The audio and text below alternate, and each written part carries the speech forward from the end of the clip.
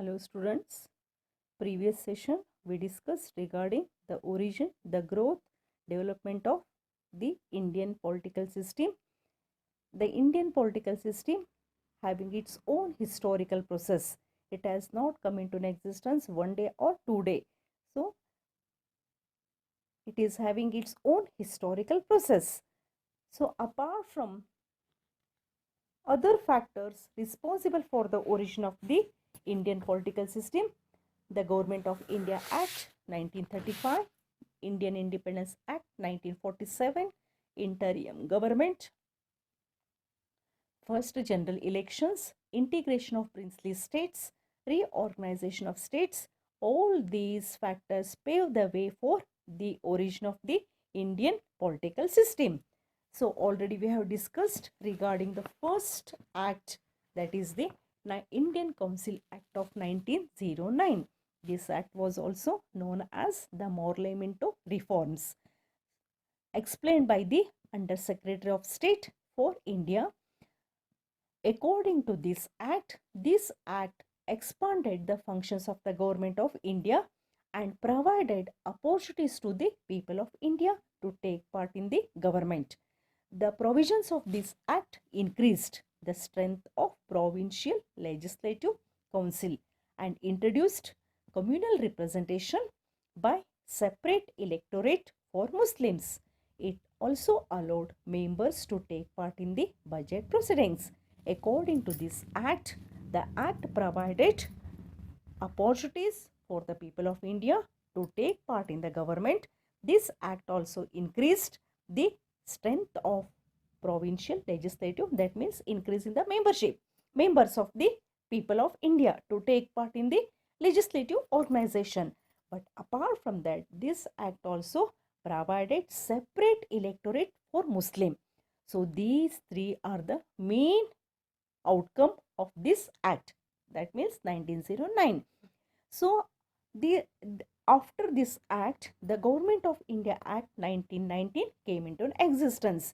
Why this act came into existence? Whatever the promise made by the Britishers, Indian Council Act of 1909 unable to fulfill those objectives. To that effect, the Government of India Act 1919 came into existence. The Act of 1909 failed to satisfy, that means not provided all the opportunities, whatever the opportunities they have declared, they have not provided. So to that effect, this act, Government of India Act 1919 came into existence. The Indian National Congress became more active. So during that time, the Indian National Congress became more active and started against the British rule. Then in response to the demand of Indians, the declaration was made by His Majesty's government. So, in response to the demand of the Indians, a declaration was made by His Majesty's government. It granted the increasing association of Indians in every branch of administration. There was no other way. The Britisher has to provide opportunities for the people of India because there was a strong agitation by the National Congress against the Britishers. Britishers was unable, they have to provide certain opportunities. For that purpose, they have created the gradual development of self-governing institutions and provided certain powers in the hands of the people of India. So this way here, the Britishers introduced the responsible government in India, and the declaration became the preamble of the act, indicating the intention of the British to establish responsible government in India. So, as per the requisition made by the National Congress, the Britishers have no other way. They have accepted the agitation made by the people of India. Then they have provided the branch of administration and gradual development of self-governing institution in the hands of the people of India and established responsible government in India. The act was also known as Montagu-Chelmsford Report. The act provided bicameralism at the center. Bicameralism means establishment of two houses. It was called as Central Legislative Assembly and the Council of State. One for the center, another for the state. At the provincial level, unicameralism was adopted. At the central level, establishment of two government. At the state level, only provincial level. Now we can say the state. That time, the provincial level, only unicameralism means establishment of one house only. That is the diarchy, that is a dual government was introduced in the British provinces. So at the provincial level, establishment of only one house. But at the central level, the establishment of double government or dual government or diarchy. We can say the diarchy means double government. One for the center, another for the state. Provincial subjects were divided into reserved and the transferred subject. Because provincial level unicameralism was adopted. So for that purpose, the Britishers want to control over the unicameralism at the provincial level. For that purpose, what they made, they kept certain powers with themselves. Those are known as reserved subject. Then certain powers they have transferred in the hands of the people of India. Those are known as transferred subject. So the former were looked by the executive councillor. That means the provincial reserved subjects were looked after by Britishers. That means councillors. Then the remaining entrusted in the hands of the people of India. So this way here, the Indians started taking the part in the administration. So these all are the outcome of Act of 1919. To that effect, the Government of India Act 1935 came into existence. Why this act came into existence? What is the significance of this act? So here, the reforms of 1919 failed to fulfill the aspirations of the people of India, because whatever they have made the promises, transfer subject, reserved subject, providing certain opportunities to the people of India to take part in the administration, or vesting the power in establishment of the provincial as well as the self-governing institutions, they failed. Whatever they have made the promise or the declaration, they unable to fulfill the requirement. To that effect, Government of India Act 1935 came into existence. The Congress under the leadership of Mahatma Gandhi started agitation for Swarajya. Swarajya means what? Rule by people of India only. So to attain through non-cooperation. So here, under the leadership of the Mahatma Gandhi, the agitation started in India to establish our own rule. Swarajya means establishment of our rule in our nation. With the method incorporated by the Gandhiji, without making any disorder in the state organization, the agitation is in the nature of non-cooperation, peaceful revolution. So, non-cooperation movement. As per the Government of India Act 1919, a statutory commission was to be appointed. As per the Act, 1919 Act, whatever they have made. So, to that effect, the commission was to be appointed at the expiration of 10 years after the passing of the Act. So, in that Act, they have made certain terms and conditions. So, to fulfill the Act or object, commission was to be established. With the help of the commissioner only, that objective will be fulfilled. But they failed to appoint the commissioner after expiration of 10 years after the passing of the act, for the purpose of inquiring into the working of the system and the development of representative institutions in India, with a view to extend, modify or restrict the degree of responsible government then existing in India. The British government appointed a statutory commission in 1927 to inquire into the report of 1919 Act. So whatever the drawbacks existed in the 1919 Act, to that effect, British government appointed commission, that is known as Simon Commission, in 1927. This was done as a concession to the Indian demand for an early revision of the Act. So this was done Why the commission was appointed?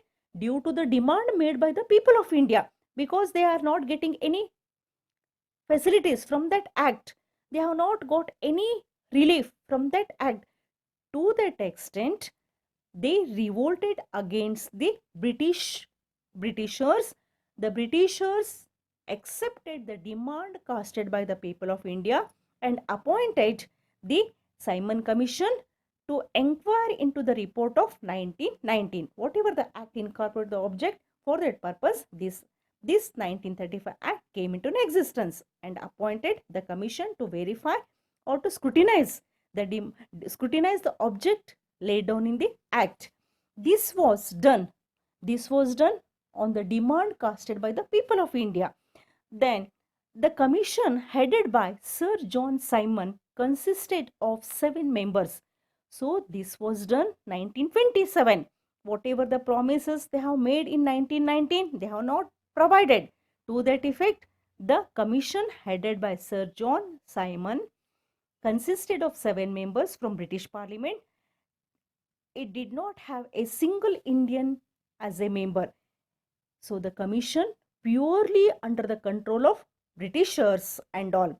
So no Indians participated, none of the Indians participated in such commission.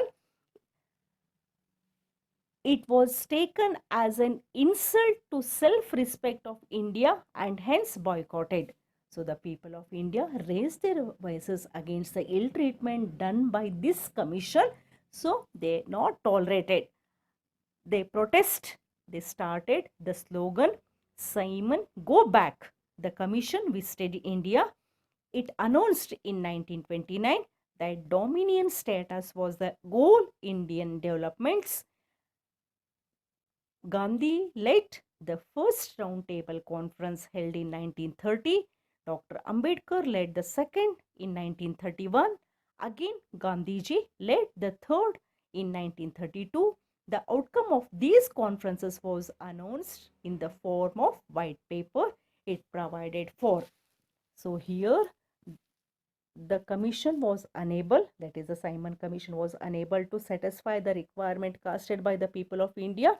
They raised their voices against the ill treatment done by the Britishers. Then they started raising the voices by protesting by Simon, go back. The commission visited in India and it announced, the commission laid down the report in 1929 that dominion status was the goal of Indian developments. This act laid down 3 roundtable conferences. First roundtable conferences held in 1930, second held in 1931. Again, Gandhiji led the third in 1932. The outcome of these conferences was providing educational facilities and reservation in politics for depressed class. Second one, universal adult franchise. Third one, prohibition of social boycott, communal representation, separate electorate for the untouchables.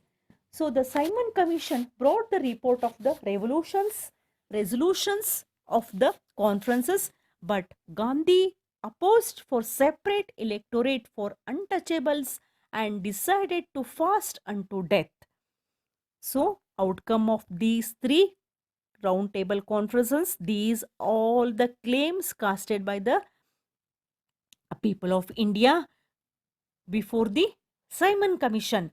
So the report brought by the Simon Commission regarding the resolutions of the conferences, but Gandhiji opposed in the resolution for providing separate electorate for untouchables and decided to fast unto death. Congress leader again met Gandhiji in this regard and he was convinced. Earlier, Gandhiji was not accepted. That is the separate electorate for untouchables. Why they should be given the separate? They should also join in the same. So they should be treated with the others. But afterwards, Gandhiji was convinced by the other members. Then he convinced the resolution was modified by providing reservation for depressed classes instead of separate electorate for untouchables. That was removed and depressed classes provided separate electorate. Then, instead of separate electorate for untouchables, this is popularly known as Pune Pact, signed by Gandhi and Ambedkar. So, what was the outcome of the 1935 Act? Outcome of the 1935 Act, three roundtable conferences. Then the resolution passed in the three roundtable conferences, and it was put before the Simon Commission. Simon Commission put those resolutions and provided certain opportunities. In that, Gandhiji raised the voices, not providing the separate electorate for the untouchables, but afterwards he was convinced. Then again, this was known as Pune Pact, signed by Gandhiji and Ambedkar. A white paper was prepared on the result of these conferences. Whatever they have made in the conference, they have reduced in the writing. It was examined by Joint Select Committee of the British Parliament. Whatever they have made the resolution, that was put before the British Parliament, that before or British Parliament or the Joint Select Committee of the British Parliament, and in accordance with its recommendation, Government of India Act 1935 was passed. So, how the Government of India Act was passed? By incorporation of all these characteristic features. That means three roundtable conferences and resolutions. The resolutions incorporated educational facilities for the people of India, reservation in politics for the depressed class, providing the universal adult franchise right, prohibition of social boycott, communal representation, separate electorate for the untouchables. These all are the provisions are incorporated in this act. Finally, that act was approved by the British Parliament, and the Act of 1935 came into existence by incorporation of all these provisions for the people of India. So, apart from that, the Act contained 321 articles and 13 schedules. The important provisions of the Act are federation. First one, the Act provided certain provisions. That means the Act was reduced in writing. So, in the white paper, they have mentioned the requirement. First of all, federation. The Act provided for the establishment of Federation of India. That is a federal government. It consisted of provinces of British India and princely states as units. For the first time, an attempt was made to establish a federal government. First of all, in that act, they mentioned the establishment of the federal government.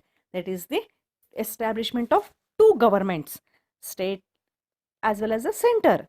Then the distribution of the power, followed by second provision incorporated in that act, a divided legislative powers between the central and provincial legislature. There was threefold division.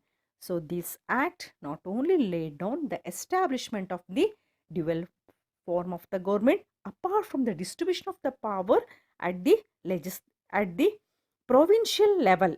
So these are threefold. First one, federalist.